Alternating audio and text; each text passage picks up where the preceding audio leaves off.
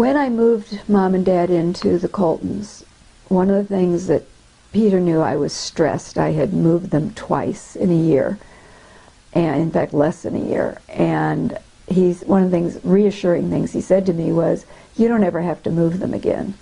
So I knew that as they came closer to the end of their lives, that I would not have to move them to a hospital. They had both signed DNRs, and he had them, and they were the official ones that their doctor had witnessed and signed off on. I already had power of attorney, power of health attorney. There was a point where I stopped taking them to doctors because Daddy by that time was 92, Mom was 89, and there wasn't anything we could do if anything was going wrong with them. It was a matter of comfort.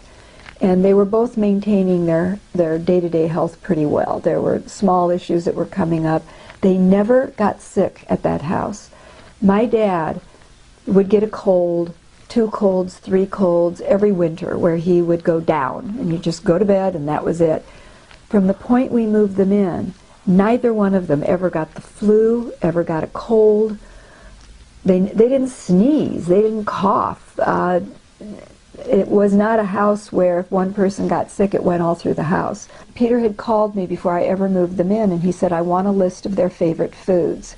I want to know what they can eat and what they can't eat. And I'll make sure that we keep those supplies on hand and that we don't serve them what they don't want. The other thing that impressed me when I walked in, other than the fact that the fresh air and just pristine, clean, was the warmth of the people who worked there.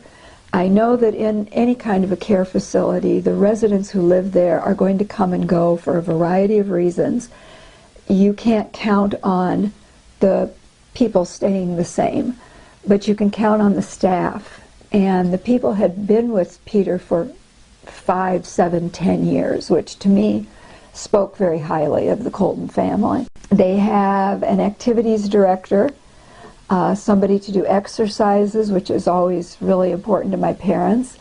They had games, card tables, arts and crafts, which my parents would not participate in, but it was there for them if they wanted it. They also bring in musicians, and music for an Alzheimer's patient is just critical because it fires up the brain and gets the cloudiness out. So that was very important, and my father had been a saxophone player, so that music was really critical.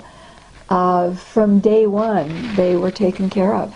Mom died there, and when it got to the point where they needed to watch her round the clock, one person is there overnight, but boy, she was right on top of it. And hospice was there the last week only. So they had an avenue to call somebody because that really wasn't needed. I waited as long as I could to call in hospice because my mother was aware, and she knows hospice means end of life. And you know, it's difficult as a child to you get the power of attorney and you start making these decisions. And I would tell anyone who has to do this, make sure you talk about it. Make sure you know what they want to do. Because all along, I knew I was honoring their wishes.